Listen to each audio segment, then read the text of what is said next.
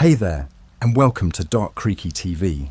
If you're new, hit that subscribe button for spine-tingling Reddit creepypasta stories that are perfect for a night of chilling thrills. Don't forget to share your thoughts in the comments below. Thanks for watching, and let's get into tonight's stories.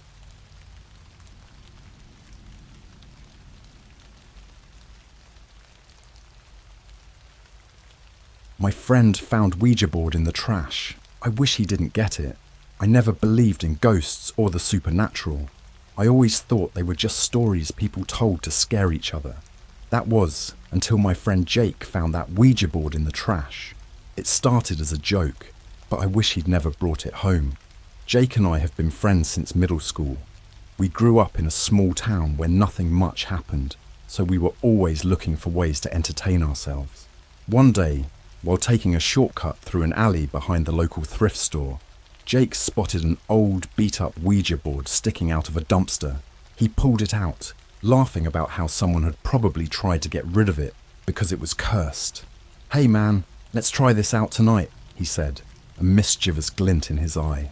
I shrugged it off, thinking it would be just another silly night with my best friend.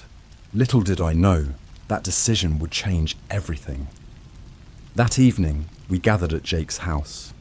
His parents were out of town, so we had the place to ourselves. We set up the Ouija board in the living room, dimming the lights to create the right atmosphere.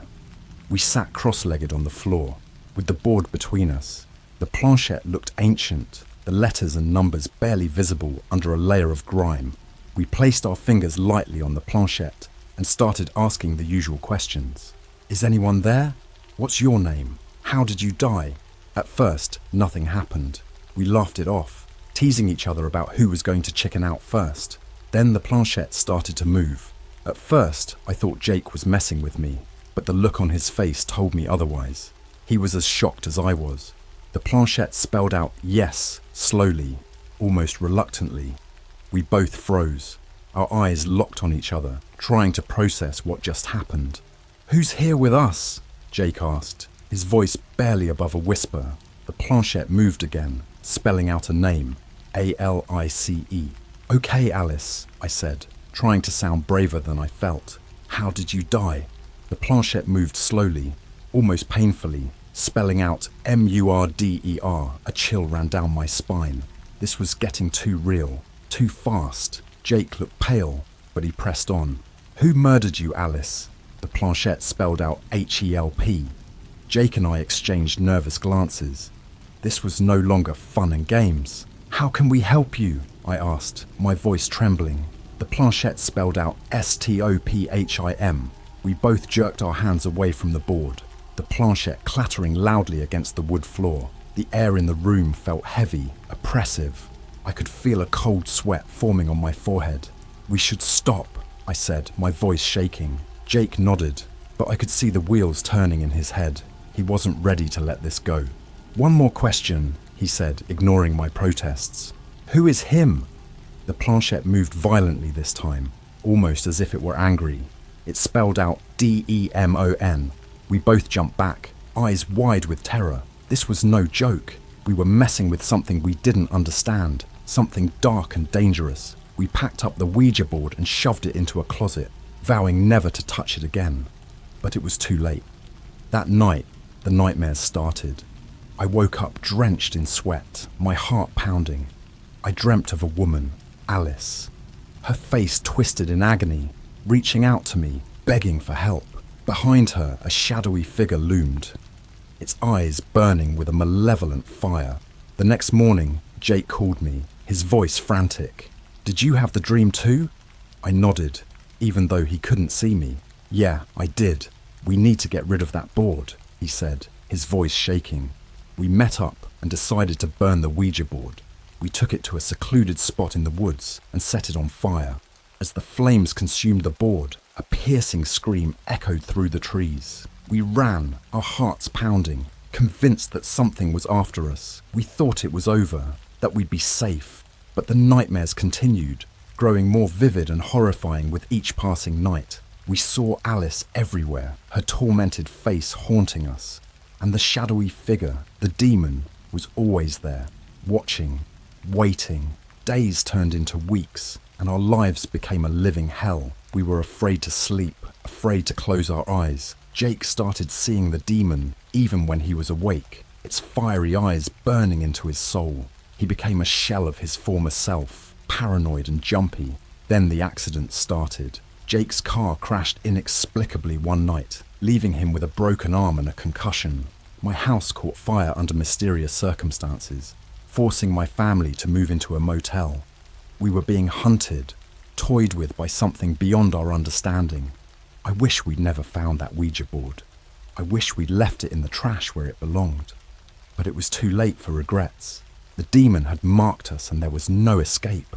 After burning the Ouija board, I thought the worst was over. I was wrong. The nightmares escalated, becoming more vivid, more terrifying. I'd wake up in the middle of the night, drenched in sweat, my heart pounding so hard I thought it might burst from my chest. Alice's face was seared into my mind, her agonized screams echoing in my ears. But it was the demon that haunted me the most, those fiery eyes, that sinister grin. Jake and I tried to go back to our normal lives, but it was impossible.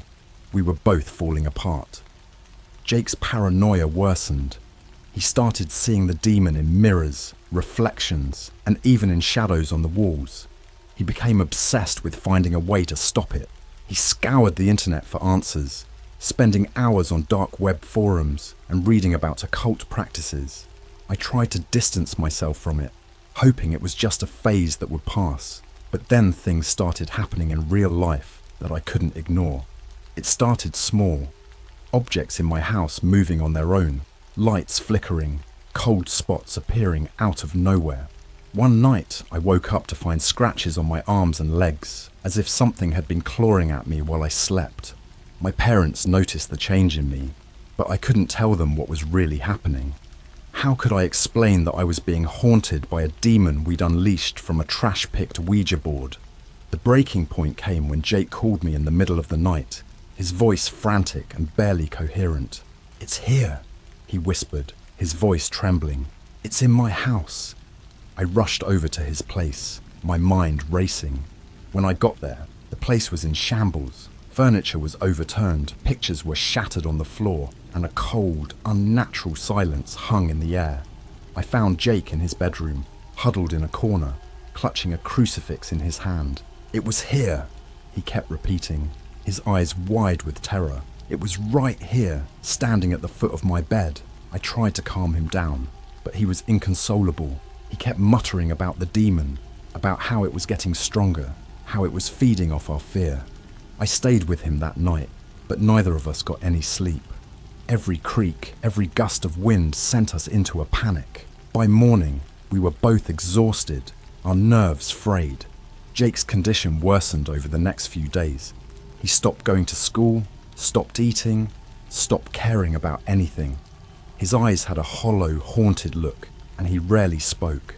I was scared for him, scared for myself. I didn't know what to do, who to turn to. One night, I was jolted awake by a loud crash. I bolted upright in bed, my heart racing. The room was ice cold, my breath visible in the air. I heard footsteps outside my door, slow and deliberate. I grabbed my phone and texted Jake, hoping he was awake. "Are you okay?" I typed, my hands shaking. His response came almost immediately. "It's in your house." My blood ran cold. I could feel its presence, a suffocating darkness that seemed to close in around me. I got out of bed and crept to the door, opening it slowly. The hallway was empty, but I could feel something watching me, its eyes boring into my soul. I made my way to the living room, my heart pounding in my chest. As I turned the corner, I saw it. The demon was standing in the middle of the room, its eyes glowing with a malevolent fire. Its form was twisted and grotesque, like something out of a nightmare. I was paralyzed with fear, unable to move or scream. It grinned at me, a horrible, twisted smile that made my blood run cold. Then, in a voice that sounded like nails on a chalkboard, it spoke. "You can't escape me," it hissed. "I'm always with you." I bolted, running out of the house and into the night. I didn't stop until I reached Jake's house. He was waiting for me, his face pale and drawn. "We need to end this," he said, his voice firm despite the fear in his eyes. "We need to find out what it wants and send it back."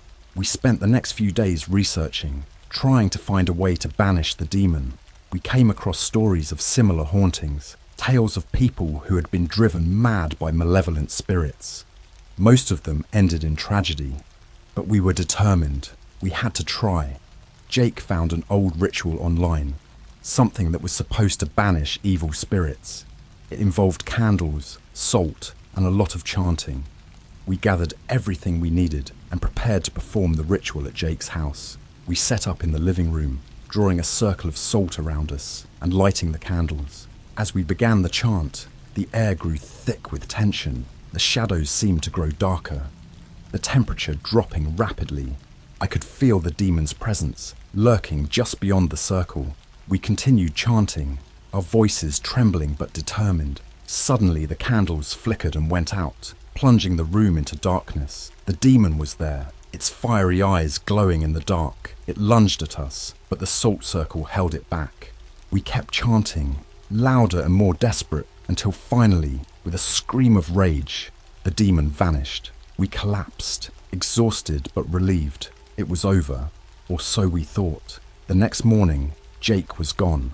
His room was empty, his bed untouched. There was no sign of a struggle, no indication of where he might have gone. I searched everywhere, called everyone we knew, but he had vanished without a trace. I was left alone, haunted by the memories of that night. The nightmares continued, the demon's voice whispering in my ear, taunting me. I realized too late that we hadn't banished it. We had only made it stronger. I wish Jake had never found that Ouija board. I wish we had never opened that door. But now, it's too late. The demon is still with me, always watching, always waiting, and I know deep down that it's only a matter of time before it comes for me too. After Jake disappeared, I was consumed by guilt and fear.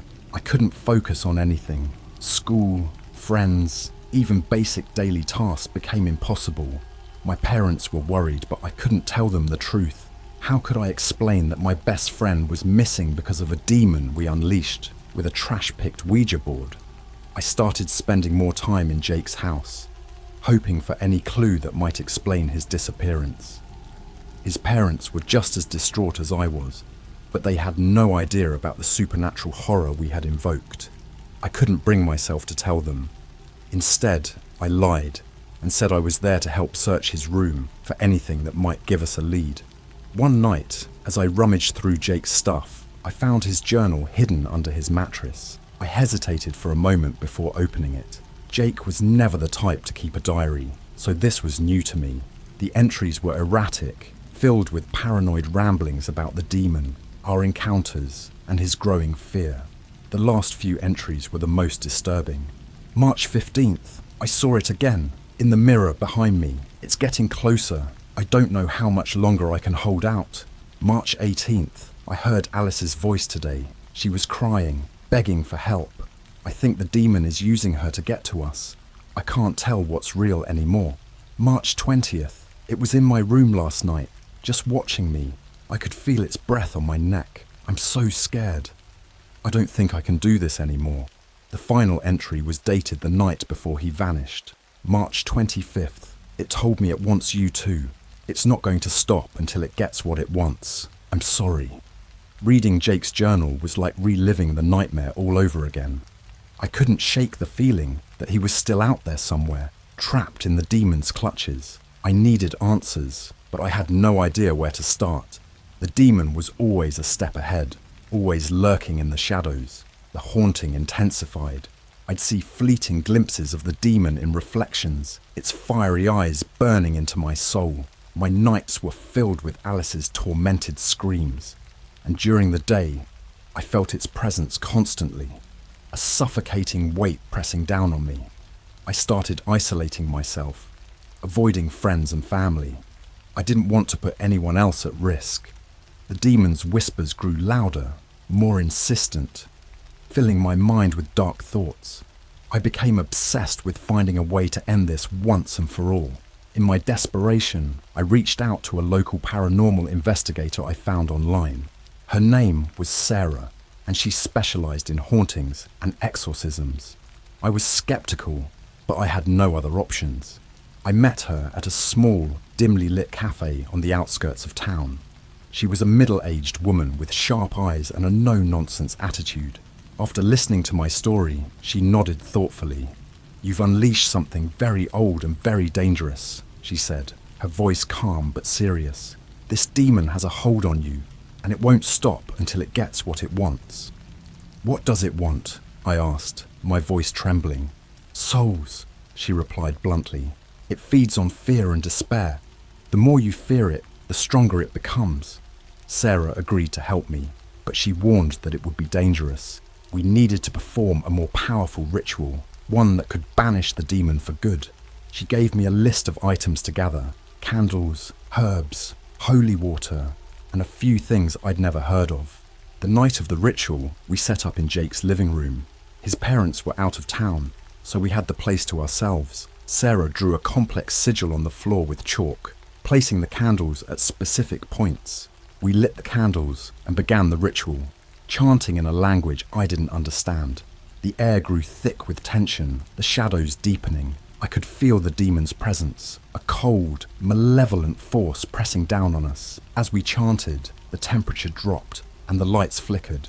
The demon appeared, its form more terrifying than ever. It stood at the edge of the circle, its eyes burning with rage. "You cannot defeat me," it hissed, its voice echoing around the room. "I will consume you both." Sarah's voice grew louder, more insistent. The candles flickered wildly, the flames dancing as if in response to her words. The demon screamed, a sound so piercing it felt like my ears were bleeding. The shadows writhed and twisted, and for a moment I thought we might actually succeed. Then everything went wrong.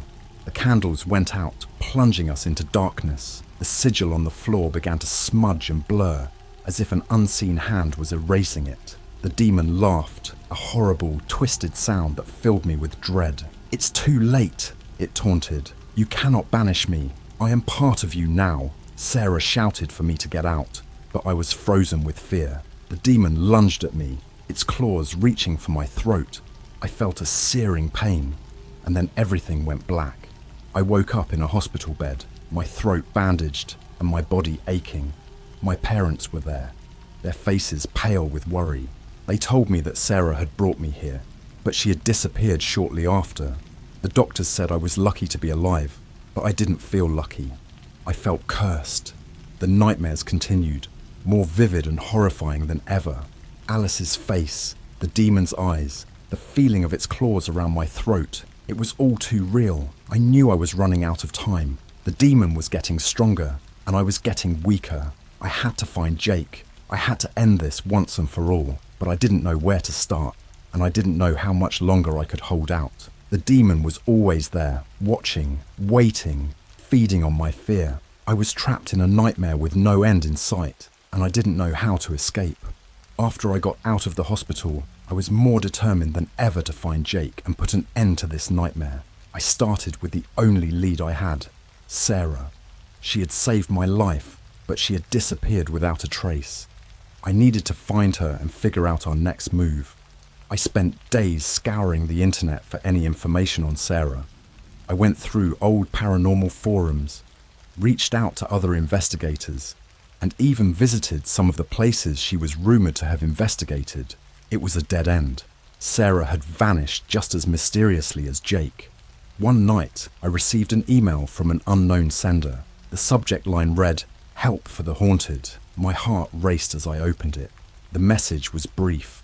"I know what you're dealing with. Meet me at the old abandoned church on Elm Street, midnight. Come alone." It was risky, but I had no other options. I showed up at the church just before midnight, the building's decayed facade looming in the darkness. The place reeked of mildew and neglect.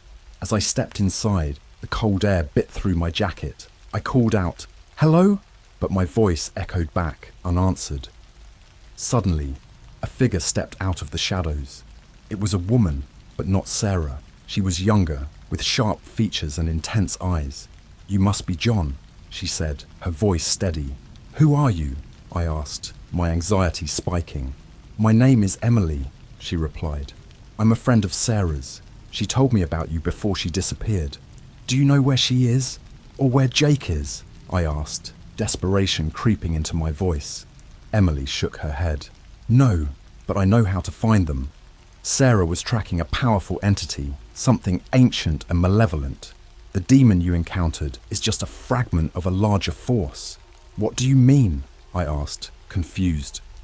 "This isn't just about a haunting," she explained. "This demon is part of a network, a web of darkness that spans centuries. It's tied to a cult that worships it, sacrifices to it. Sarah was close to uncovering their operations when she vanished. Jake might have been taken by them. A cult. It sounded insane. But after everything I'd experienced, I was willing to believe anything. "How do we find them?" I asked. Emily handed me a worn notebook. "This is Sarah's journal. It has everything she discovered about the cult. We'll need to follow the clues, find their hideouts, and confront them. It's dangerous, but it's the only way." We spent the next few days deciphering Sarah's notes. The journal was filled with cryptic symbols, addresses, and detailed descriptions of rituals. It led us to an old farmhouse on the outskirts of town, rumoured to be a meeting place for the cult. The night we decided to investigate, the air was thick with tension. Emily and I approached the farmhouse cautiously, our flashlights cutting through the darkness. The place was eerily silent, the windows boarded up and the door slightly ajar. Inside, the farmhouse was a mess. Dust-covered furniture, broken glass, and strange symbols painted on the walls. It reeked of decay and something else, something metallic and nauseating. As we moved deeper into the house, we found a trapdoor leading to the basement. The basement was worse. The air was damp and foul, the walls lined with old, mouldy wood. In the centre of the room was an altar covered in dark stains. I felt a chill run down my spine as I realised what those stains were. Blood. Emily found a hidden compartment under the altar, revealing a small, leather-bound book. "This is it," she whispered. "The cult's records. It might have information on where they took Jake." As she flipped through the pages, her face grew pale. "They performed a binding ritual," she said, her voice trembling. "They used Jake as a vessel to strengthen the demon's connection to our world.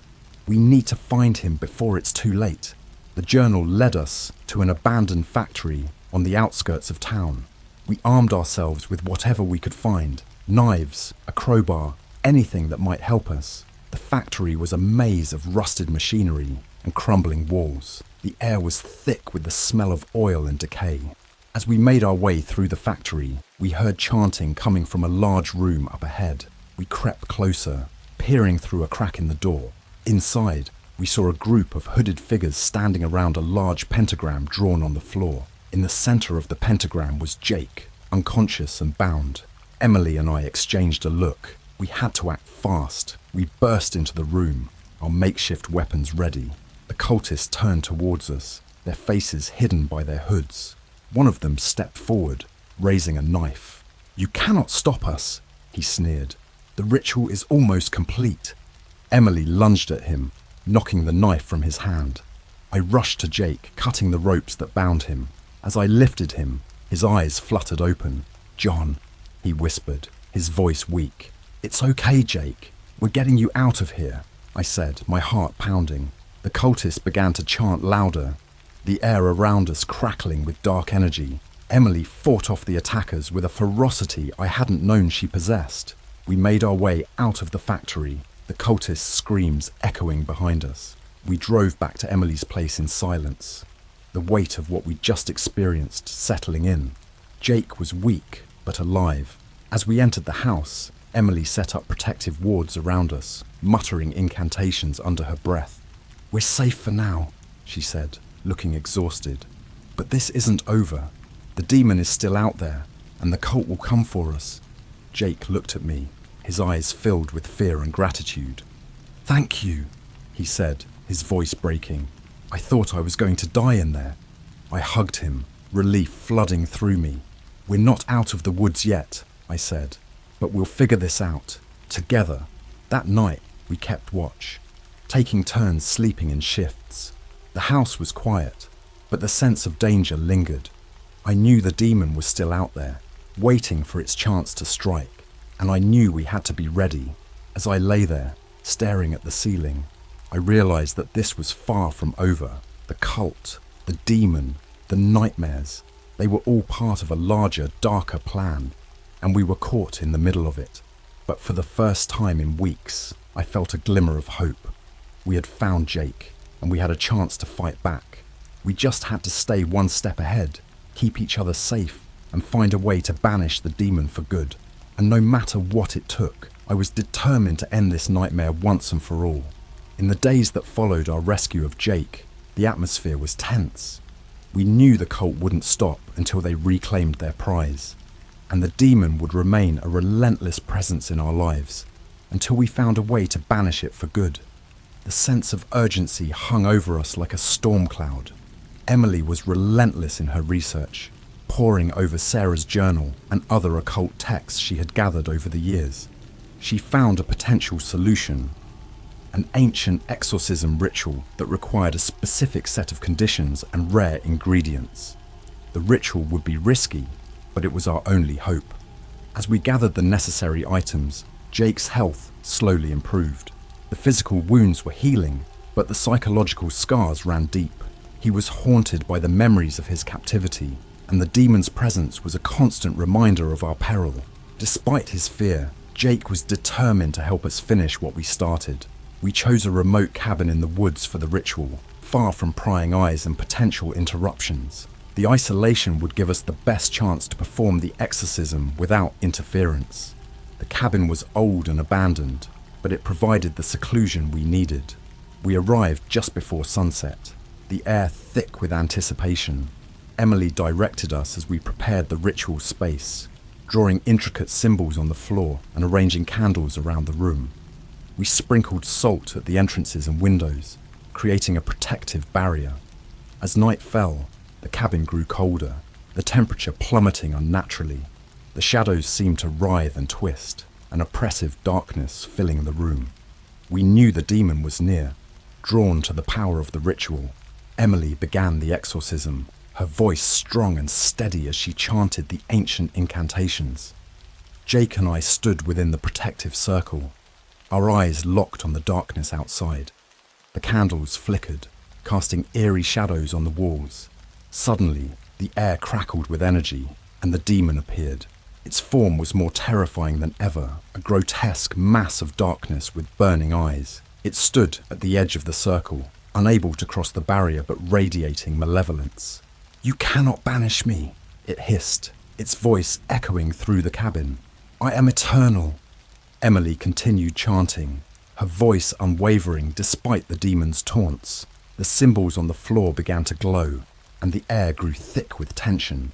The demon thrashed against the barrier, its form shifting and writhing. Then, the demon turned its gaze on Jake. "You are mine," it growled, its eyes burning with rage. "You cannot escape." Jake trembled but stood his ground, his eyes filled with determination. "No," he said, his voice firm. "You don't control me." The demon roared, a sound that shook the very foundation of the cabin. It lunged at us, but the protective barrier held. Emily's chanting grew louder, more insistent, the words resonating with power. The symbols on the floor blazed with light, and the demon screamed in fury. The air around us crackled with energy, and I could feel the demon's power waning. It fought desperately, but the ritual was too strong.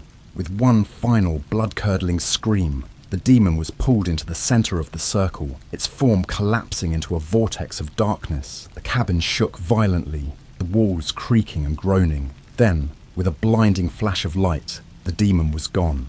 The air grew still, the oppressive darkness lifting. We were left in silence, the only sound our ragged breathing. Emily collapsed to the floor, exhausted but victorious. "It's done," she whispered, her voice weak. "The demon is banished." Jake and I helped her to her feet, our relief palpable. We had done it. The nightmare was over. As we left the cabin, the first rays of dawn began to break through the trees, a symbol of hope and a new beginning.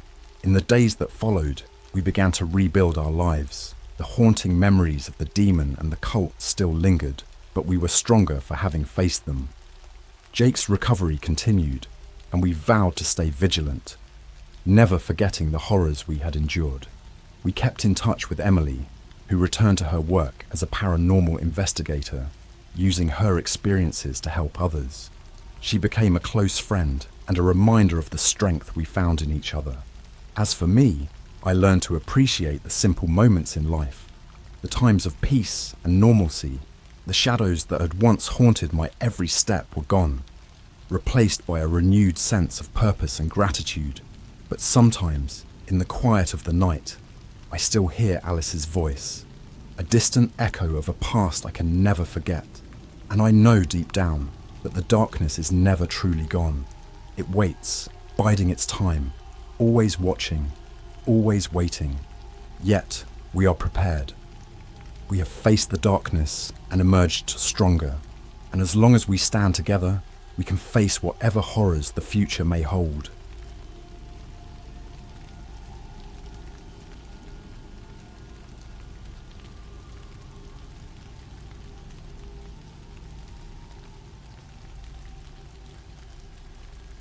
I dreamed of an Ouija board. The next day, I found a box in front of my door. Hey Reddit, I never thought I'd be posting here, but I don't know where else to turn. My name's Jake and I'm pretty shaken up right now. This all started last week and I can't shake the feeling that my life is spiraling into some dark, twisted nightmare. I'm not even sure if I'll make it through this. I just need to get it all out. Maybe it'll help make sense of it. It began with a dream. A vivid, freaky as hell dream. I was standing in a dimly lit room, the air thick with incense, and the only light coming from a few flickering candles. In front of me was an Ouija board, its surface worn and scratched. I felt this weird compulsion to sit down and use it, even though I've always thought those things were just a load of crap. My hands moved on their own, dragging the planchette to each letter, HELPME. My heart was pounding, and I could feel sweat dripping down my back. I wanted to stop, but I couldn't. SOON. Then suddenly, the planchette flew off the board, and the candles blew out, plunging the room into darkness. I woke up drenched in sweat, my heart racing. The next morning, I tried to shake it off as just a nightmare, but when I opened my front door, there it was. A box, plain and unmarked, just sitting on my doorstep. My stomach did a flip. I live in a pretty quiet neighborhood, so random packages aren't something I see every day. I brought it inside, half expecting it to be some weird prank. I tore open the box and my blood ran cold. Inside was an old, battered Ouija board, just like the one from my dream. My hands started to shake as I lifted it out. There was something else in the box too, a small, leather-bound journal. I opened it, flipping through the yellowed pages filled with cramped, spidery handwriting. The words made my skin crawl. July 5th, 1987. We made contact. The spirit is malevolent. It wants something. It keeps saying soon, I'm afraid. July 12th, 1987. Strange things are happening. Doors slamming. Whispers in the night. I can feel it watching me. July 19th, 1987. Help me, I can't sleep. It's getting closer. I don't know what to do. The entries stopped there. I don't know why, but I felt this overwhelming urge to use the board, like it was calling to me. I tried to push the thought out of my mind, but it was like an itch I couldn't scratch. That night, I couldn't sleep. Every time I closed my eyes, I saw that room. Felt that cold dread creeping over me. Around 3 a.m, I gave in. I set up the board on my coffee table, lit a few candles, and took a deep breath. This was crazy. I knew it was crazy, but I had to know. I placed my hands on the planchette, and almost immediately, it started to move. WELCOME. My throat felt tight. WHOAREYOU, I asked aloud, my voice trembling. NEIL, the name from the journal. My head was spinning. WHATDOYOUWANT SOON. I jerked my hands away from the board, my heart hammering. I didn't sleep at all that night. The next morning, I called in sick to work. I couldn't focus, couldn't think straight. I decided to do some digging, try to find out more about this Neil guy. I started with the journal, looking for any clues. Buried in one of the pages was an address. It was local, just a few streets over. I decided to check it out. The house was old and looked abandoned, its windows boarded up and the yard overgrown. I felt a shiver run down my spine as I walked up the creaking steps. The door was slightly ajar, and I pushed it open, stepping inside. The air was stale, and the place reeked of mould. I wandered through the rooms, each one more dilapidated than the last. In the living room, I found a stack of old newspapers. The headline on one caught my eye. Local man missing after apparent break-in, July 20th, 1987. I felt sick. The pieces were starting to fit together in the worst possible way. Neil had gone missing the day after his last journal entry.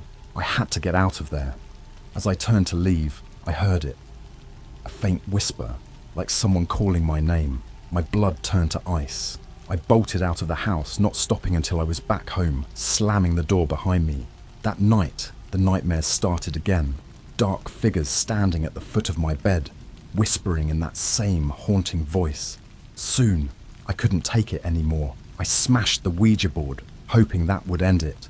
But the whispers didn't stop. If anything, they got louder, more insistent. And the journal, new entries started appearing, in my handwriting. July 3rd, 2023. It's happening again. The board is back. The whispers are getting louder. I'm afraid. I'm writing this now because I don't know what else to do. I need help. If anyone knows anything about this, please, for the love of God, tell me what to do. I can't sleep. I can't think. I can feel it watching me, waiting. Soon. All right, guys. So I'm back, and things have only gotten worse. I'm scared out of my mind right now, but I need to keep documenting this. Maybe it'll help me make sense of what's happening. Maybe someone out there has gone through something similar and can offer some advice. Anything. After my last post, I decided to stay at a friend's house for a few nights. I thought maybe getting out of my apartment would help, that I could clear my head and figure out what to do next. My buddy Mark was cool about it, didn't ask too many questions. I just told him I needed a place to crash. The first night at Mark's, I actually slept. It was the first decent sleep I'd had in days, but that didn't last. On the second night, the nightmares came back. This time, I wasn't in my bed. I was back in that dark room, the Ouija board in front of me, the candles flickering ominously. My hands were moving the planchette, spelling out that same word over and over again. Soon, I woke up gasping for air, my heart pounding like a jackhammer. I checked my phone. It was 3 a.m. Of course it was. I rubbed my eyes and tried to calm down. It was just a dream, I told myself. Just a dream. But then I saw it. On the nightstand next to me was the leather-bound journal. I know I didn't bring it with me. My hands were shaking as I opened it, dreading what I might find. There, on a fresh page, was a new entry. July 7th, 2023. You can't run. You can't hide. I'm with you. Soon. I slammed the journal shut and paced around the room, trying to figure out what to do. This was beyond messed up. I needed answers. The next morning, I told Mark I had some stuff to take care of and headed out. I decided to visit the local library, see if I could dig up any information on Neil or the house he lived in. The librarian gave me a weird look when I asked for old newspapers and property records, but she helped me find what I was looking for. As it turned out, the house did have a history. It had changed hands several times over the years, each owner leaving under strange circumstances. One guy had gone mad, another had disappeared without a trace, and there were rumours about the house being haunted. But the most disturbing thing I found was an article from 1987, the year Neil disappeared. The article mentioned a series of bizarre events in the neighbourhood, pets going missing, strange noises at night, even a few unexplained deaths. The police had no leads, and the cases went cold. I decided to dig deeper into Neil's background. I found out he was a college student majoring in history, fascinated by the occult. He'd bought the Ouija board at an estate sale, thinking it would be a cool piece for his collection. But according to his friends, he became obsessed with it. They said he started acting strange, talking about a spirit that had contacted him and how it wanted something from him. I left the library with my mind racing. The more I learned, the more terrified I became. This wasn't just a haunted house or a spooky board. It was something much darker. I needed to get rid of the board and the journal once and for all.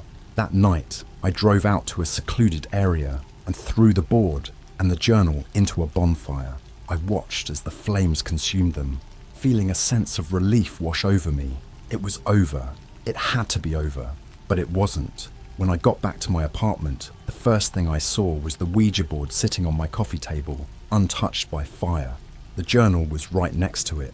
My blood ran cold. I didn't know what to do. I picked up the journal, my hands trembling, and opened it. Another new entry. July 8th, 2023. You can't escape. It's already too late. Soon. I threw the journal across the room and collapsed onto the floor, my head in my hands. This thing, whatever it was, wasn't going to let me go. I could feel it, like a dark cloud hanging over me. Everywhere I went, it was there, watching, waiting. I decided to reach out to a paranormal expert. I found a guy online named Derek who specialized in hauntings and possessions. He agreed to meet with me the next day. When he arrived, he took one look at the board and the journal and went pale. He said he'd seen similar cases before, but this one felt different, more powerful. Derek set up a bunch of equipment, cameras, EMF detectors, and some other gadgets I didn't recognize. He started asking questions, trying to communicate with whatever was haunting me. The planchette moved, spelling out the same word.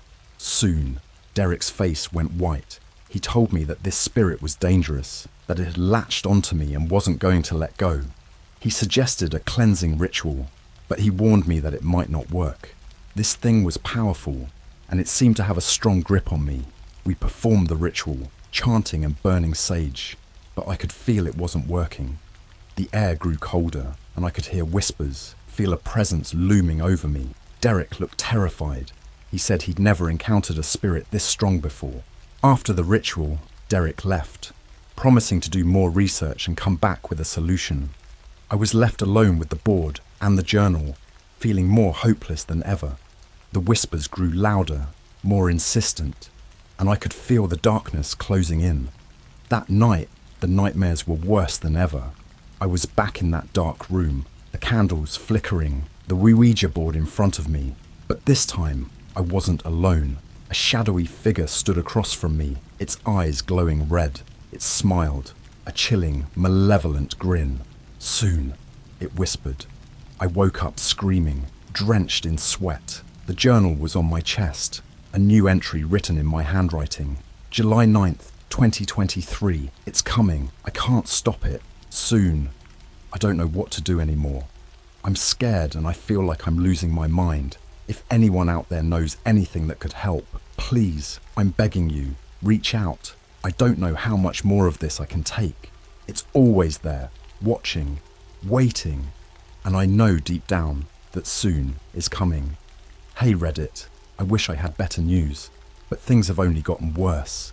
I'm starting to feel like I'm living in a nightmare I can't wake up from. Every time I think it can't get any more terrifying, it does. So here's what happened since I last posted. After Derek left, I tried to get some sleep, but every little noise had me jumping out of my skin. I kept hearing whispers, footsteps, and sometimes just the sound of my own heartbeat pounding in my ears. I was running on fumes, barely able to think straight. I knew I needed help, but I was too afraid to ask for it. Then, last night, something happened that pushed me to the brink. I was sitting on my couch, trying to distract myself with some mindless TV. Suddenly, the lights flickered and the temperature in the room dropped. I could see my breath in the air, and that's when I heard it. A low, guttural growl coming from the hallway. My heart felt like it was going to explode out of my chest. I grabbed my phone and turned on the flashlight, slowly making my way towards the sound. The hallway stretched out before me, impossibly long. shadows dancing on the walls. The growling grew louder, more menacing. As I reached the end of the hallway, I saw it. A figure standing in the doorway of my bedroom. It was tall and gaunt, its eyes glowing red. The same malevolent grin from my dreams plastered on its face. My phone slipped from my hand, and I stood there, frozen in terror. The figure moved towards me, its footsteps echoing in the silence. I wanted to scream, to run, but my body wouldn't obey. It stopped inches from my face, its breath cold and rancid. Then it spoke, its voice a chilling whisper. Soon. I don't know how long I stood there, paralyzed, before it vanished, leaving me in the dark. I stumbled back to the living room, my mind racing. This thing, whatever it was, wasn't just a ghost or a spirit. It was something far worse, and it was coming for me. I spent the rest of the night huddled on the couch, every creak and groan of the apartment setting my nerves on edge. When the first light of dawn finally broke through the windows, I felt a tiny bit of relief. I had to do something, anything to stop this. I reached out to Derek again, begging him to come back. He agreed, but said he needed time to prepare. He was bringing a colleague, someone with more experience in dealing with entities like this.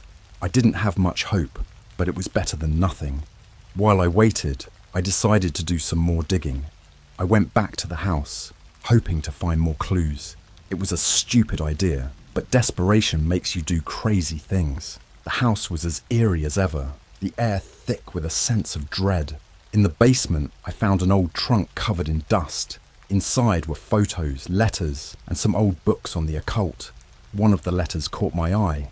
It was from Neil, addressed to someone named Margaret. In it, he described how he had been experimenting with the Ouija board, trying to contact the spirit of a deceased relative, but something else had come through instead, something dark and powerful. Neil wrote about strange occurrences, objects moving on their own, voices in the night, a sense of being watched. He was scared, but also fascinated. He believed he could control it, harness its power. But as the days went on, he realized he was wrong. The last line of the letter sent chills down my spine.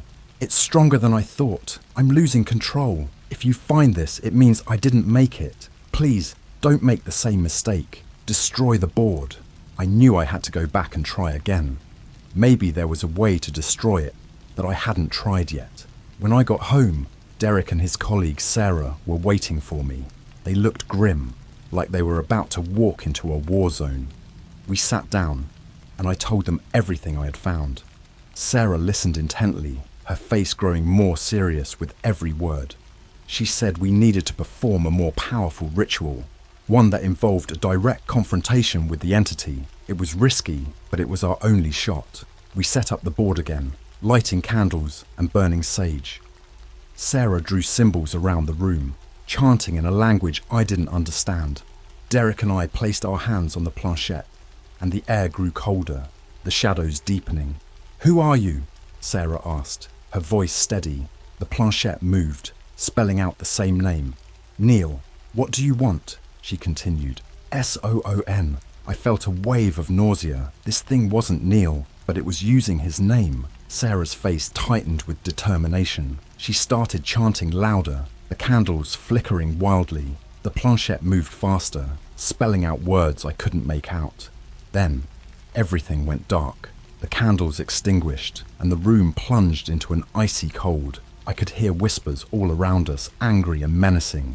The planchette shot off the board, hitting the wall with a loud crack. Sarah kept chanting, her voice rising above the whispers. Derek grabbed my hand, squeezing it tightly. The shadows in the room coalesced into a single figure, the same one from my dreams. Its eyes glowed red, its grin widening. "Soon," it hissed. Sarah screamed the final words of her chant, and the figure let out a blood-curdling scream. The candles flared back to life, and the figure dissolved into the shadows. The temperature slowly returned to normal, and the whispers faded. I collapsed onto the floor, my body shaking. Sarah and Derek looked exhausted, but relieved. Sarah said the ritual had weakened the entity, but it wasn't gone. We had bought some time, but we needed to find a permanent solution. As they packed up their equipment, I noticed something on the floor. The journal. It was open to a new page, the ink still wet. July 10th, 2023. You can't win. It's only a matter of time. Soon. I don't know how much more of this I can take. I'm terrified, and I feel like I'm losing my mind. If anyone out there has any idea how to get rid of this thing for good, please, I'm begging you, help me. I can feel it, always watching, always waiting. And I know, deep down, that soon is coming. Hey Reddit, I'm back, and things are getting really out of hand. I'm running out of options, and I'm starting to think there might not be a way out of this. If you're still reading, thank you. I need to get this out. And maybe, just maybe, someone will know what to do.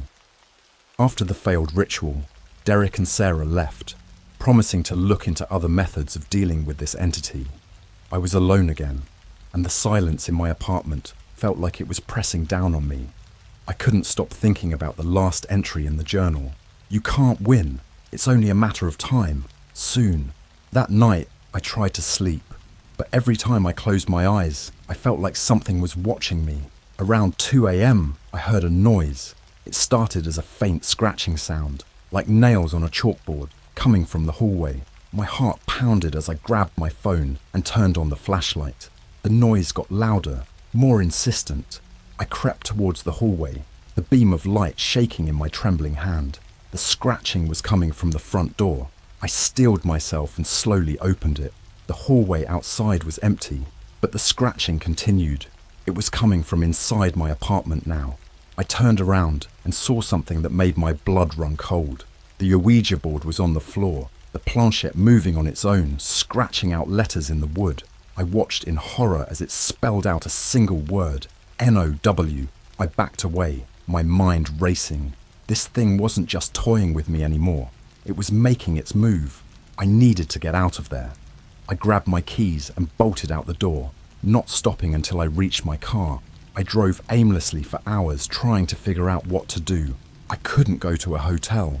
What if it followed me there? I couldn't put anyone else in danger. Eventually, I ended up at a 24-hour diner, nursing a cup of coffee and trying to calm my nerves.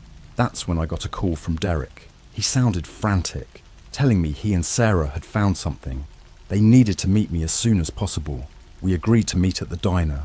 When they arrived, they looked exhausted, like they hadn't slept in days. Sarah was clutching an old, tattered book. They sat down and started explaining what they had found. According to Sarah, the entity we were dealing with was a particularly malevolent spirit known for latching onto individuals through objects like the Ouija board. The book detailed a ritual, a final one that could potentially banish the spirit for good, but it was risky. The ritual required a personal item from the person the spirit had initially contacted, Neil. I had to go back to the house and find something that belonged to him. It was the last thing I wanted to do, but I knew it was our only shot. We drove to the house together, the tension in the car thick enough to cut with a knife. When we arrived, the house seemed even more foreboding than before. The air was heavy, and I could feel the presence of the entity, watching, waiting. We searched the house, room by room, looking for anything that might have belonged to Neil. Finally, in the attic, we found it, an old photo album filled with pictures of Neil and his family. There was a locket tucked inside, with a picture of Neil and a woman I assumed was Margaret. It was perfect. We gathered everything we needed and headed back to my apartment. The atmosphere was electric with fear and anticipation. Sarah began setting up for the ritual, drawing intricate symbols on the floor and lighting candles around the room. Derek and I stood by, watching, waiting. Sarah started chanting, her voice steady and powerful. Derek and I placed our hands on the locket, focusing all our energy on banishing the spirit. The air grew colder, and the shadows in the room seemed to come alive. The planchette on the Ouija board began to move again, this time faster, more frenzied. The room filled with a deafening roar, and the candles flickered wildly. The shadowy figure appeared once more, its eyes glowing with rage. It moved towards us, but this time, we didn't back down. Sarah's chanting grew louder, more intense, and the figure began to waver. The planchette spelled out one final message. TOOLATE. With a final ear-splitting scream, the figure dissolved into the shadows, and the room fell silent. The temperature returned to normal, and the oppressive feeling lifted. We stood there, stunned, hardly daring to believe it was over. Sarah looked exhausted, but relieved. She said the ritual had worked, that the spirit was banished. Derek and I exchanged a look, both of us hoping she was right. We cleaned up the remnants of the ritual and sat down, trying to process everything that had happened. I felt a strange mix of relief and lingering dread. The entity was gone, but the experience had left a mark on me. I knew I'd never be the same. Sarah and Derek stayed for a while, making sure everything was truly back to normal before they left. As I sit here writing this, I can't shake the feeling that something is still watching me. The apartment feels different, but there's a part of me that's still on edge, waiting for the other shoe to drop. I don't know if I'll ever be able to fully relax again. If you've been following my story, thank you for listening. I hope this is the end, but I can't be sure. For now, I'm going to try to get some rest and take it one day at a time. And if anything else happens, you'll be the first to know. Stay safe, everyone. And if you ever find an old Ouija board, do yourself a favor and leave it alone. Some things are better left in the dark. Hey Reddit, I wish I could say this is the end of my story, but things have taken another dark turn. I don't even know if I should be writing this, but I need to get it out while I still can. If you're still following, thank you for sticking with me. Here's what's happened since my last post. For a few days, everything seemed normal. I tried to get back to my routine, go to work, see friends, and pretend like my life hadn't just been turned upside down by some malevolent spirit. But there was always this nagging feeling in the back of my mind, this sense that it wasn't really over.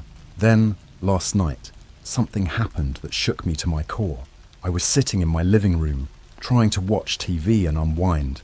It was late, and the apartment was quiet. Too quiet.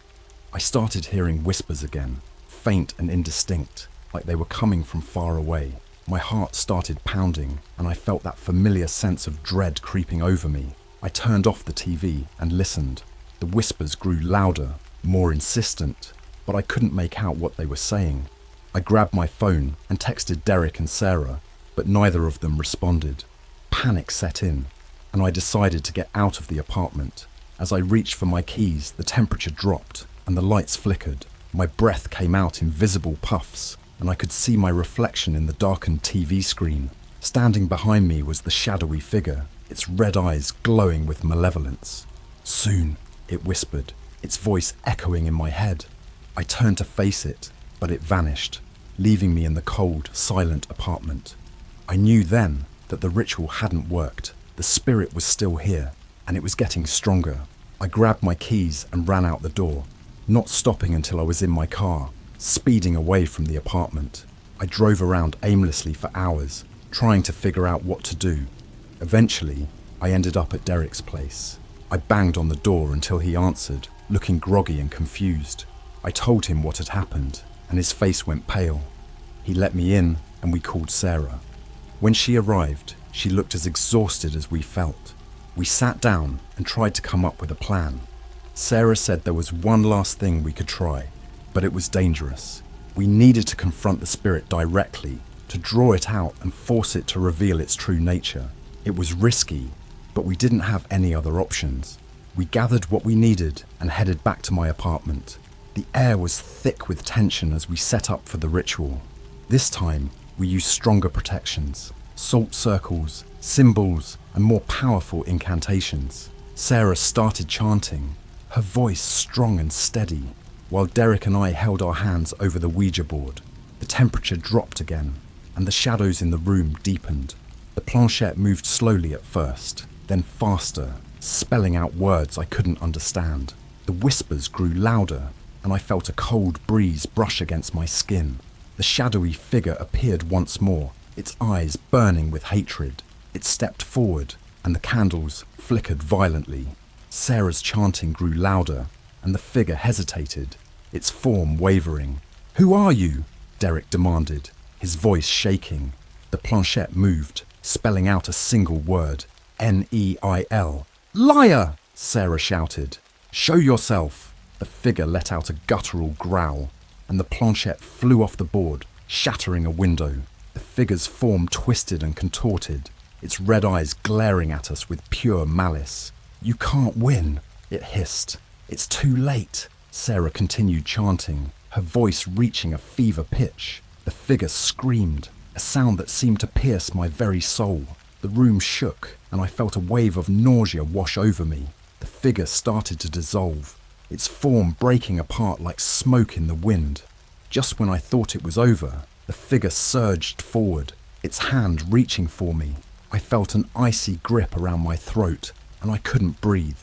Derek and Sarah screamed my name, but their voices sounded distant, muffled. The room started to fade, and I felt myself slipping away. Then, everything went black. I don't know how long I was out, but when I came to, I was lying on the floor, Derek and Sarah kneeling beside me. The figure was gone, and the room was still. I could breathe again, but I felt weak, drained. Sarah helped me sit up, her face a mix of relief and concern. "It's gone," she said, her voice shaky. "We did it."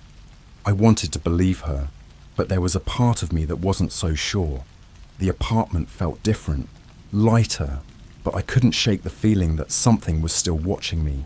We cleaned up the remnants of the ritual, and Derek and Sarah stayed with me until morning. When they finally left, I felt a strange sense of emptiness, like a piece of me was missing. As I sit here writing this, I'm still trying to process everything that's happened. The nightmares have stopped, and the whispers are gone, but I can't shake the feeling that it's not really over. Maybe it's just paranoia, or maybe the spirit left a part of itself behind. I don't know what the future holds, but I'm trying to take it one day at a time.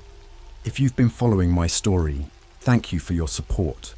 I hope this is the end, but if it's not, I'll keep you posted. For now, I'm just trying to find some sense of normalcy, to reclaim my life from the darkness that tried to consume it.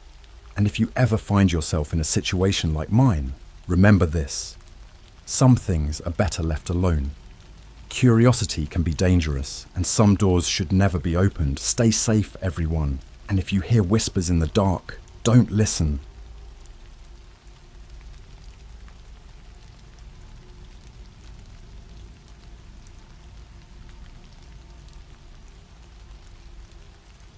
My father gave me Ouija board before he died. I've never been much for the supernatural. Ghost stories, haunted houses, all that stuff. It never really scared me. But that changed last year when my dad died. He was always into weird things, the occult and the paranormal. I thought it was just a quirky hobby of his. I didn't realise how deep it went until he passed away. My dad and I were never really close. He was the quiet, distant type, always locked up in his study, reading old books and doing God knows what. After he died, I was left to clean out his stuff. That's when I found it, a dusty old Ouija board hidden at the back of his wardrobe. At first, I thought about just throwing it away, but something about it drew me in. It was unlike any Ouija board I'd ever seen. The wood was old and weathered, and the planchette was carved with strange symbols. There was a note taped to the back. It read, "For Mark, use it wisely. Dad." I felt a chill run down my spine. Why would my dad leave this for me? I shoved it in my bag and tried to forget about it. That night, I couldn't sleep. My mind kept going back to the Ouija board. I finally gave in around midnight. I set it up on the coffee table in my living room and lit a few candles. It felt stupid, but I couldn't shake the feeling that I needed to do this. I placed my fingers on the planchette and asked the usual question, "Is anyone there?" For a few minutes, nothing happened. Then, the planchette started to move. I swear to God, I wasn't pushing it. It moved slowly, spelling out a name, D-A-D. My heart pounded. "Dad? Is that you?" The planchette moved again. Y-E-S. I couldn't believe it. My dad, the man who barely spoke to me when he was alive, was now communicating with me from beyond the grave. "What do you want?" I asked, my voice trembling. The planchette moved again, faster this time. HELPME. I felt a cold sweat break out on my forehead. Help you? How? The response was chilling. DANGER. I didn't know what to do. I wanted to stop, but I felt compelled to keep going. Danger! What kind of danger? The planchette spelled out one word. DEMON. I dropped the planchette like it was burning my fingers. Demons. This had to be a joke, but deep down, I knew it wasn't. I couldn't sleep that night. I kept hearing noises in the house, whispers that seemed to come from the walls. I thought I was losing my mind. The next morning, I called my best friend, Jake.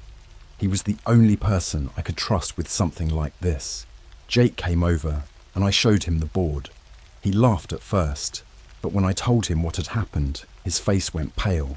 "Dude, we need to get rid of that thing," he said. "Burn it, bury it, I don't care. Just get it out of your house."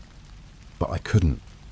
I felt this strange connection to it, like it was the last piece of my dad I had left. So instead, I did something even more stupid. I decided to use it again. That night, I set up the board once more.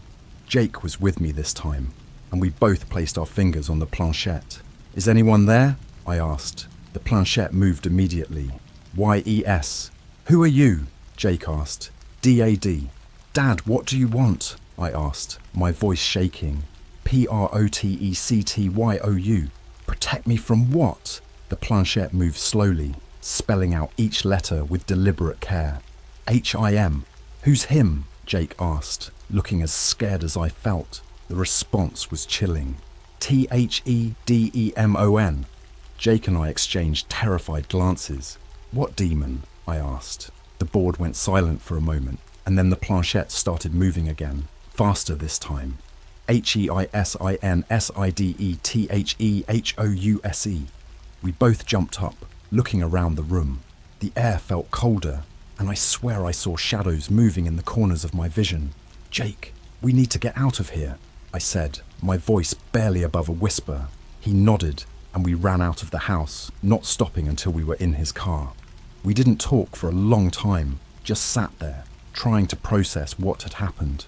That night, I stayed at Jake's place. When I finally fell asleep, I had the worst nightmare of my life. I was back in my house, standing in front of the Ouija board. The planchette moved on its own, spelling out words I couldn't understand. Then, I saw him. A tall, shadowy figure with glowing red eyes, standing in the corner of the room, watching me. I woke up screaming, drenched in sweat. Jake came running into the room, looking panicked. "What happened?" he asked. "I saw him," I whispered.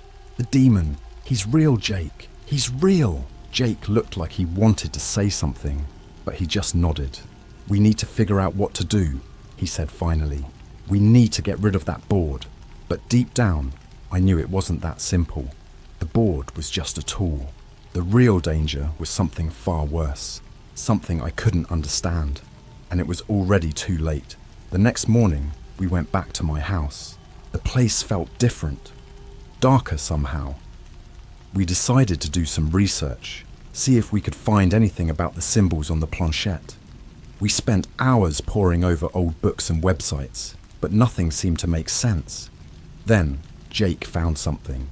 An old forum post from years ago, talking about a Ouija board that had been used to summon a demon. The details matched my board exactly. According to the post, the demon wasn't just any demon. It was something ancient, something powerful. It could possess people, drive them mad, even kill them. And once it was summoned, it wouldn't stop until it had what it wanted. I felt sick to my stomach. This was real. This was happening. And it was all my fault. That night, we decided to try and contact my dad one last time. We needed answers, and this was the only way we could think of. We set up the board again, lit the candles, and placed our fingers on the planchette. "Dad, are you there?" I asked, my voice shaking. The planchette moved slowly. "YES. Dad, we need to know how to stop this. How do we get rid of the demon?" The planchette paused, then started moving again. CANNOT. "Cannot? What do you mean?" Jake asked, his voice barely above a whisper. The response was chilling. H-E-I-S-A-L-R-E-A-D-Y-H-E-R-E. We both jumped back, looking around the room. The air felt colder, and the shadows seemed to be closing in on us. "Dad, what do we do?" I asked, desperate. The planchette moved slowly, spelling out each word with deliberate care. R-U-N. We didn't need to be told twice. We grabbed our things and ran out of the house, not stopping until we were far away. We knew we couldn't stay there, couldn't go back, but as we drove away, I couldn't shake the feeling that it wasn't over. The demon was still out there, and it wanted me, and I had a feeling it wouldn't stop until it had what it wanted. After that night, Jake and I were too scared to go back to my house. We stayed at his place, trying to figure out what to do next. Every night I had the same nightmare. The shadowy figure with the glowing red eyes, standing in the corner of the room, watching me. Jake suggested we find someone who knew about this stuff, an expert on the paranormal. It sounded crazy, but we were desperate. After some searching online, we found a local psychic named Evelyn who had good reviews. People said she'd help them with similar problems. We made an appointment and drove to her house the next day. It was a small, cozy place, filled with crystals, incense, and strange artifacts. Evelyn was an older woman with kind eyes and a calm demeanor. I told her everything, about my dad, the Ouija board, the demon. She listened without interrupting, nodding occasionally. When I finished, she took a deep breath. "This is serious," she said.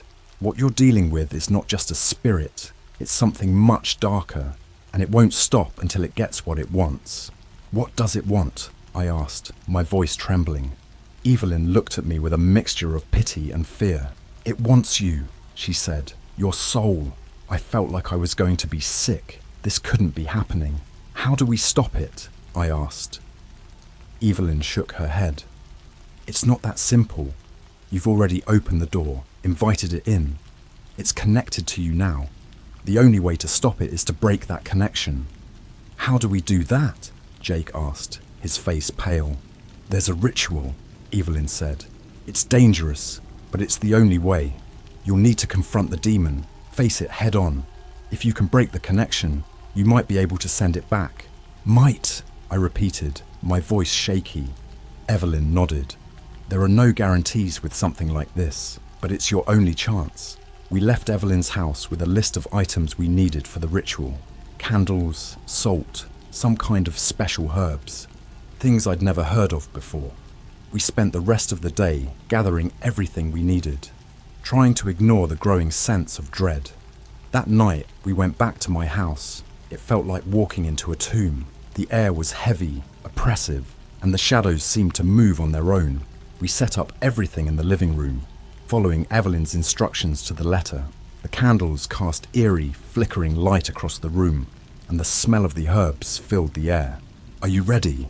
Jake asked, his voice barely above a whisper.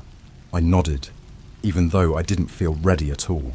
We sat in a circle around the Ouija board, placed our fingers on the planchette, and began the ritual. "Spirits of the beyond, we call upon you," I said, my voice shaking. "We seek to break the bond that has been formed, to banish the darkness that has entered this house." The planchette started to move immediately, faster than before. "No! Dad, are you there?" I asked. The planchette didn't respond. Instead, the air grew colder, and the shadows in the room seemed to grow darker, deeper. "I don't think this is your dad," Jake said, his voice trembling. I swallowed hard. "What do you want?" I asked, trying to keep my voice steady. The planchette moved again, spelling out one word, Y-O-U. My heart pounded in my chest. "Why?" I asked. The response was chilling. T-O-S-U-F-F-E-R.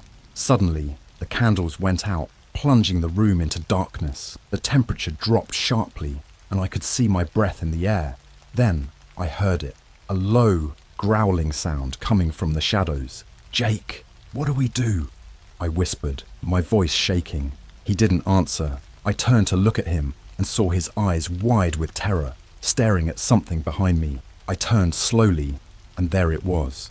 The demon, a tall, shadowy figure with glowing red eyes, standing in the corner of the room, watching me. It took a step forward, and I felt a wave of cold wash over me.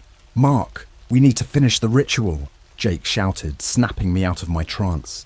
I turned back to the board, my hands shaking. "We banish you," I shouted, my voice cracking. "Leave this place. Leave us alone."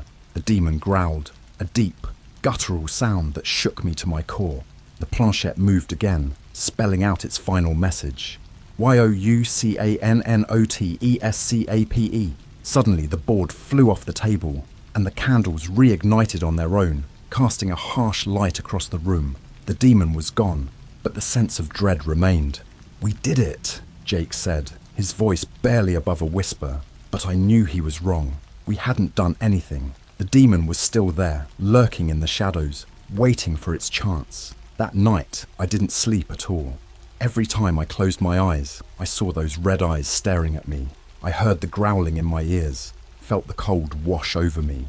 I knew it wasn't over. The next morning, I called Evelyn. She sounded worried when I told her what had happened. "You need to leave that house," she said. "Find a safe place. The demon is still connected to you. It's not going to stop." "But where can I go?" I asked, feeling hopeless. "Come to my house," Evelyn said. "I'll do what I can to protect you." I packed a bag and drove to Evelyn's house. Jake came with me, insisting he wasn't going to leave me alone. I was grateful, but I couldn't shake the feeling that we were running out of time. When we arrived, Evelyn was waiting for us. She ushered us inside and immediately started setting up protections around the house. She sprinkled salt at the doors and windows, lit candles, and burned herbs that filled the air with a pungent smell. "You'll be safe here, for now," she said. "But this is only a temporary solution. We need to find a way to break the connection for good." "How do we do that?" Jake asked. Evelyn sighed. "There's a way, but it's risky. You'll need to confront the demon directly, force it to reveal its true name. Once you have its name, you can banish it for good." "How do we do that?" I asked, feeling a glimmer of hope. "There's a place, an old abandoned church on the edge of town," Evelyn said. "It's a place of power. If you confront the demon there, you might have a chance." "Might," I repeated, feeling the hope slip away. Evelyn nodded. "There are no guarantees with something like this, but it's your only chance." We spent the rest of the day preparing for the confrontation. Evelyn gave us a list of things to bring. More candles, salt, a special dagger that she said was imbued with protective magic. I didn't know if I believed in any of this, but at this point, I was willing to try anything. As the sun set, we drove to the old church. It was a crumbling, decrepit building, long abandoned and covered in ivy. The air felt heavy with an oppressive energy, and I could feel the demon's presence growing stronger. We set up everything inside the church, following Evelyn's instructions to the letter. The candles cast eerie, flickering light across the decaying walls, and the smell of the herbs filled the air. "Are you ready?" Jake asked, his voice barely above a whisper. I nodded, even though I didn't feel ready at all. We sat in a circle, placed our fingers on the Ouija board, and began the ritual. "Spirits of the beyond, we call upon you," I said, my voice shaking. "We seek to banish the darkness that has entered this world. Reveal your name, demon." The planchette moved immediately, faster than before. It spelled out the same chilling message. "Youcannotescape." "We need your name," I shouted. "Reveal your name." The air grew colder, and the shadows seemed to close in around us. The planchette moved again, spelling out a single word, DEATH. Suddenly the candles went out, plunging the room into darkness. The temperature dropped sharply, and I could see my breath in the air. Then I heard it. The same low growling sound coming from the shadows. "Mark, we need to finish the ritual," Jake shouted, snapping me out of my trance. I turned back to the board, my hands shaking. "We banish you," I shouted, my voice cracking. "Leave this place. Reveal your name and leave us alone." The demon growled, a deep guttural sound that shook me to my core. The planchette moved again, spelling out its final message. NEVER. Suddenly the board flew off the table, and the candles reignited on their own, casting a harsh light across the room. The demon was still there, lurking in the shadows, waiting for its chance. "We need to get out of here," Jake said, his voice trembling. We grabbed our things and ran out of the church, not stopping until we were far away. We knew we couldn't stay there, couldn't go back. But as we drove away, I couldn't shake the feeling that it wasn't over. The demon was still out there, and it wanted me, and I had a feeling it wouldn't stop until it had what it wanted. After that night at the church, things got worse. The nightmares became more vivid, more intense. I saw the demon everywhere, in the corners of rooms, reflected in mirrors, even in the faces of strangers. I was losing my grip on reality, and I knew it, but I couldn't stop. I had to find a way to end this. Evelyn suggested we take a different approach. "We need to find out more about the demon," she said. "Your father might have left some clues. We should go through his things again, see if we missed anything." I dreaded going back to my house, but I knew she was right. Jake and I drove there the next morning, the sense of dread growing stronger with each mile. When we arrived, the house felt more oppressive than ever. The air was thick with a sense of malevolence, and I could almost feel the demon's presence. We went straight to my dad's study, the place he'd spent most of his time. It was filled with books, old manuscripts, and strange artifacts. We started going through everything, looking for anything that might help us. After hours of searching, Jake found an old journal. It was my dad's, filled with his notes and observations. As we read through it, a horrifying picture began to emerge. My dad had been researching the demon for years, trying to find a way to stop it. He discovered its name, Azrathoth, and its purpose. It fed on fear and suffering, growing stronger with each victim. There were entries about his own encounters with the demon, the terrifying experiences he'd had. He'd tried to keep it at bay, using the Ouija board to communicate with it, to understand it. But it had always been one step ahead. One entry stood out. It was dated a few months before his death. "I can't hold it off much longer," he'd written. "It's too powerful. If anything happens to me, Mark must be prepared. He must know the truth. The only way to stop Azrathoth is to confront it directly, to use its true name to banish it. But the ritual is dangerous. If done incorrectly, it could cost him everything." My hands shook as I read the last line. My dad had known this would happen. He'd tried to protect me, but in the end, he couldn't stop it. "We have to do the ritual," I said, my voice trembling. "We have to confront Azrathoth and banish it, once and for all." Jake nodded, his face pale. "Are you sure? This is dangerous, Mark. If we mess up, it could cost you your life." "I don't have a choice," I said.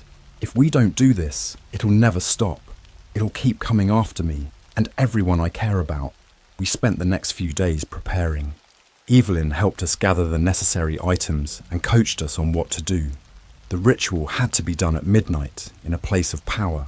We decided to return to the old church, the only place we knew that might work. The night of the ritual, we drove to the church, the sense of dread almost overwhelming. We set up everything inside, following Evelyn's instructions carefully. The candles cast eerie, flickering light across the decaying walls, and the smell of the herbs filled the air. "Are you ready?" Jake asked, his voice barely above a whisper. I nodded, even though I didn't feel ready at all. We sat in a circle, placed our fingers on the Ouija board, and began the ritual. "Spirits of the beyond, we call upon you," I said, my voice shaking. "We seek to banish the darkness that has entered this world. Azrathoth, we command you to reveal yourself." The planchette moved immediately, faster than before. It spelled out the same chilling message, YOUCANNOTESCAPE. "We know your name," I said, trying to keep my voice steady. "Azrathoth, we command you to reveal yourself." The air grew colder, and the shadows seemed to close in around us. The planchette moved again, spelling out a single word, DEATH. Suddenly the candles went out, plunging the room into darkness. The temperature dropped sharply, and I could see my breath in the air. Then I heard it, the same low growling sound, coming from the shadows. "Mark, we need to finish the ritual," Jake shouted, snapping me out of my trance. I turned back to the board, my hands shaking. "Azrathoth, we command you to reveal yourself," I shouted, my voice cracking. "By the power of your true name, we banish you from this world." The demon growled, a deep, guttural sound that shook me to my core. The planchette moved again, spelling out its final message. NEVER. Suddenly, the board flew off the table, and the candles reignited on their own, casting a harsh light across the room. The demon was there, a tall, shadowy figure with glowing red eyes, standing in the corner, watching me. I felt a wave of cold wash over me, and I knew we had to act fast. "Jake, the dagger!" I shouted. Jake grabbed the dagger and handed it to me, his hands shaking. I held it up, the blade glinting in the candlelight. "By the power of your true name, Azrathoth, I banish you from this world," I shouted, plunging the dagger into the ground. The demon screamed, a sound that echoed through the church, shaking the walls. The air grew colder, and the shadows seemed to swirl around us. I could feel the demon's power, its rage, its desperation. Suddenly, there was a blinding flash of light, and the demon was gone. The air felt lighter, the oppressive energy lifting. The candles burned brightly, casting a warm, comforting light across the room. "We did it," Jake said, his voice barely above a whisper. "We actually did it." I collapsed to the ground, exhausted. I could hardly believe it. The demon was gone. We'd won. But deep down, I knew it wasn't over. Azrathoth was a powerful entity, and it wouldn't give up so easily. We'd bought ourselves some time, but the battle was far from over. As we left the church, I couldn't shake the feeling that something was still watching me, lurking in the shadows. I knew we'd have to stay vigilant, to be prepared for whatever came next. But for now, at least, we had a moment of peace. The days following the ritual were a blur.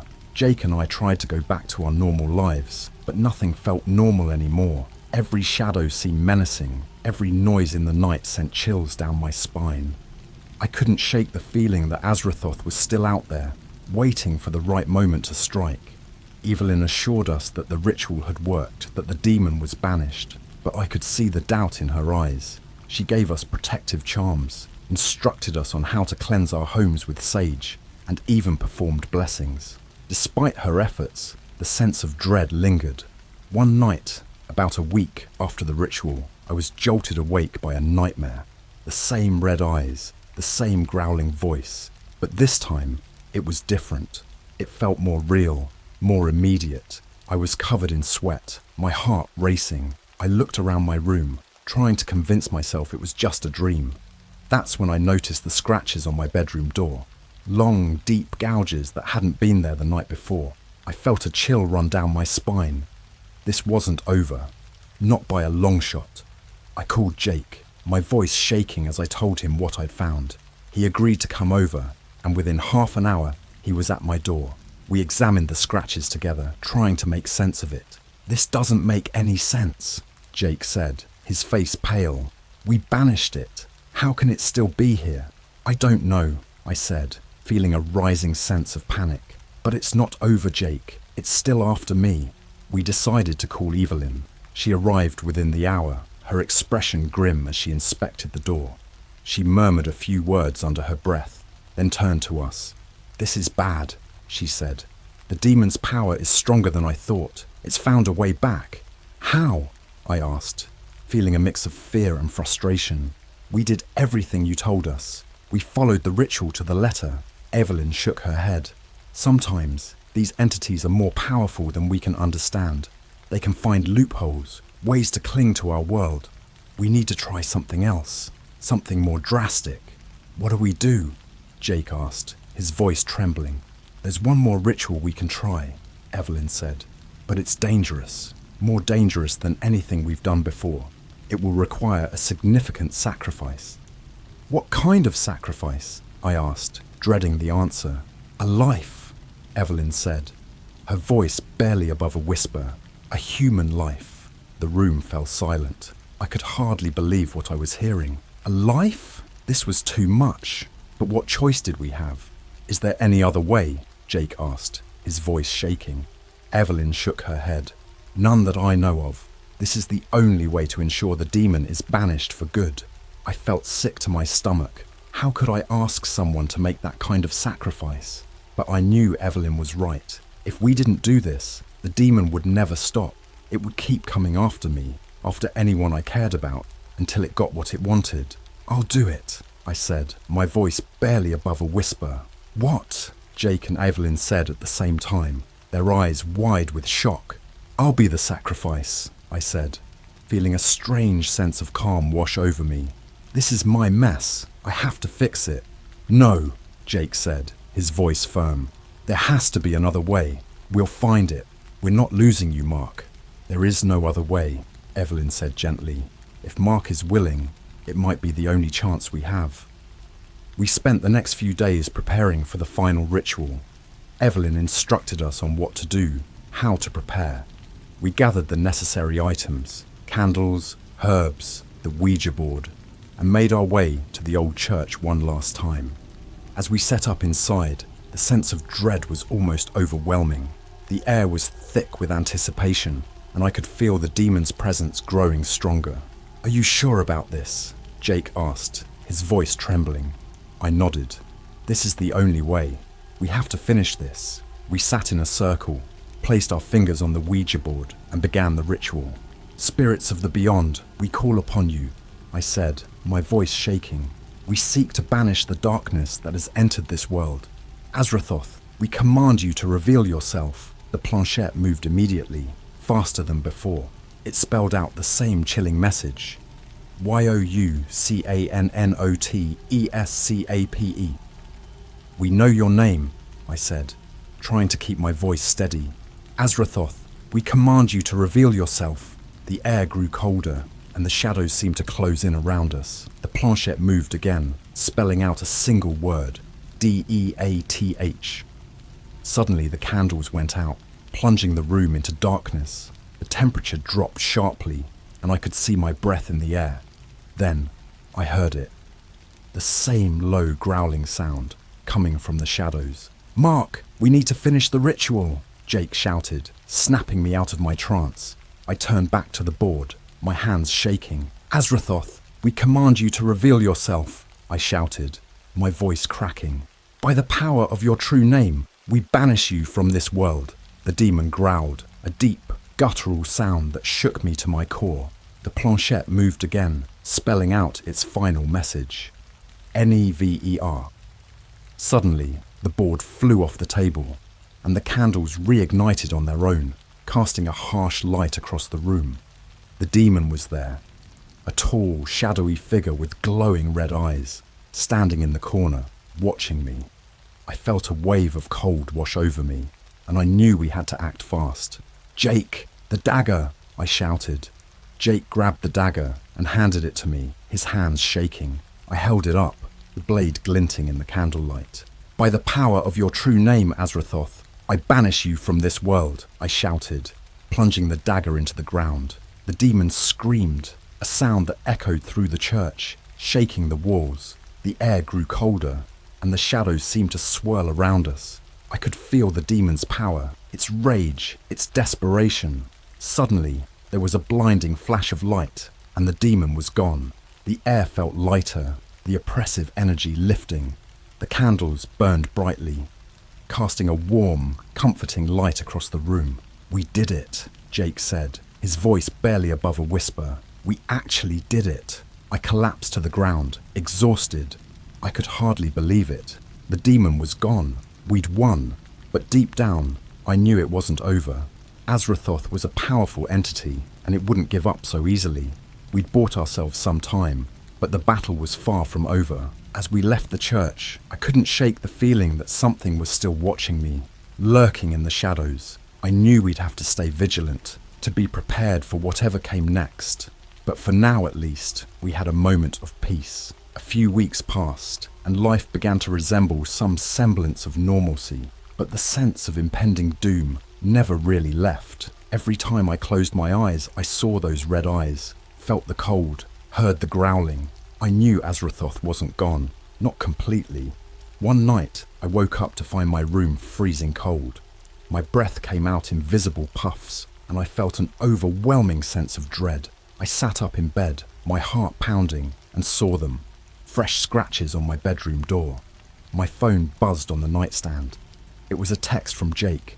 "Mark, we need to talk. It's urgent." I grabbed my coat and rushed to Jake's place. When I got there, he looked worse than I'd ever seen him.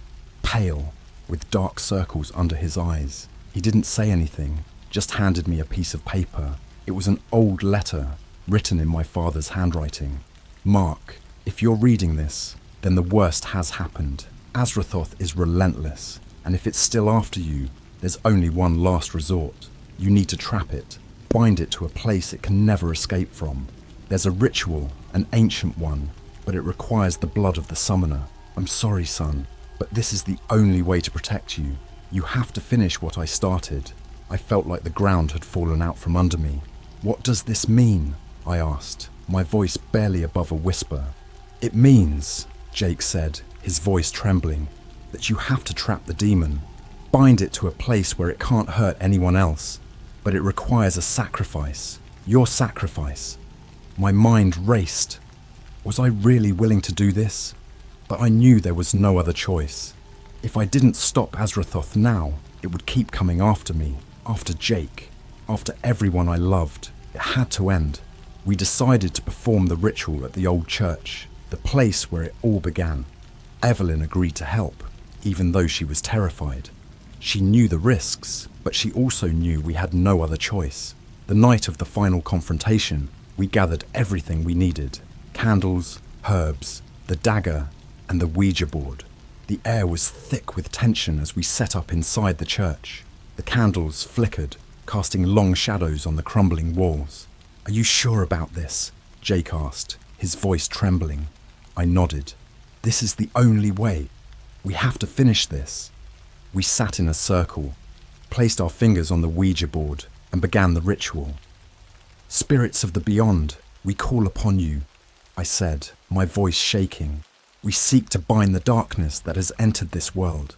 Azrathoth, we command you to reveal yourself." The planchette moved immediately, faster than before.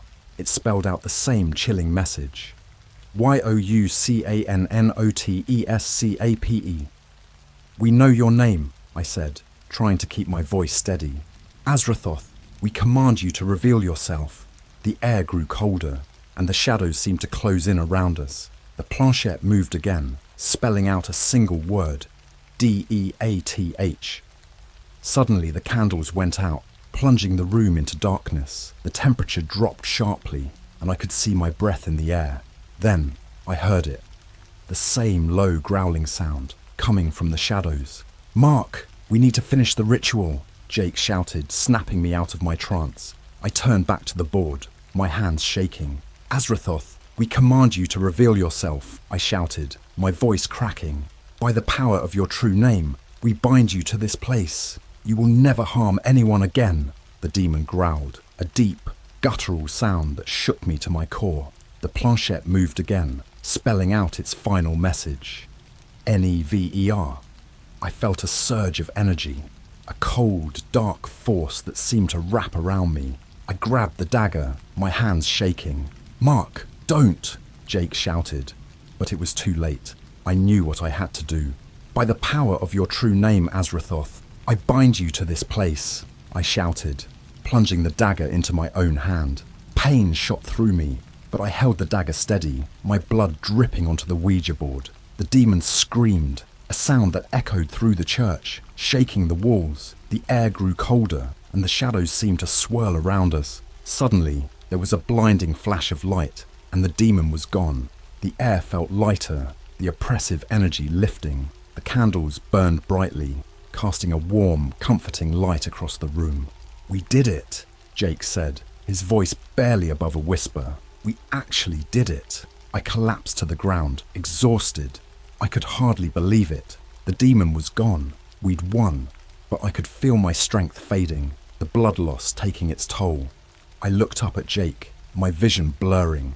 "Take care of yourself, Jake. It's over now." "No, Mark, you're going to be okay," Jake shouted. But I could hear the desperation in his voice. Evelyn rushed over, trying to stop the bleeding, but I knew it was too late. The darkness was closing in, and I felt a strange sense of peace. We'd done it. We'd stopped the demon. As I lay there, my vision fading, I saw a figure standing in the shadows. It was my dad, his face calm and serene. He nodded at me, a silent acknowledgement of what I'd done. "Thank you, Dad," I whispered, my voice barely audible. And then, everything went dark. When I woke up, I was in a hospital bed. The room was bright and sterile, the steady beep of machines filling the air. Jake was sitting next to me, his face a mixture of relief and exhaustion. "You're awake," he said, his voice thick with emotion. "What happened?" I asked, my voice weak. "You did it, Mark," he said, tears streaming down his face. "You stopped the demon. Evelyn managed to stop the bleeding in time. You're going to be okay." I felt a wave of relief wash over me. It was over. The demon was gone. We were safe. As the days passed, the sense of dread slowly faded. The nightmares stopped, and I felt like I could finally breathe again. Jake and I grew closer, our bond forged in the fires of our ordeal. One day, I visited my dad's grave, a sense of peace washing over me. I placed a hand on the headstone, feeling a connection to him that I'd never felt before. "Thank you, Dad," I whispered, "for everything." As I walked away, I knew that the battle was over. Azrathoth was gone, bound to the old church, unable to harm anyone again. And for the first time in a long time, I felt hope. We'd faced the darkness and won, and now it was time to live. The end.